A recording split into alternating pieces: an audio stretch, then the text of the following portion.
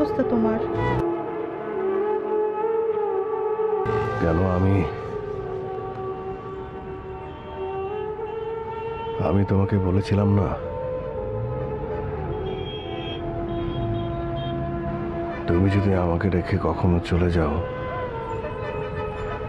আমি একদম নিঃস্ব হয়ে যাব।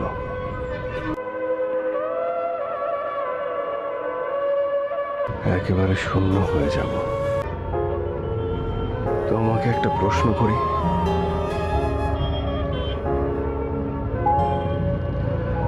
আমার না খুব জানতে ইচ্ছে করে যে তোমার মনের ভিতরে আমার জন্য কি একটু একটুও ভালোবাসা কি অবশিষ্ট নেই?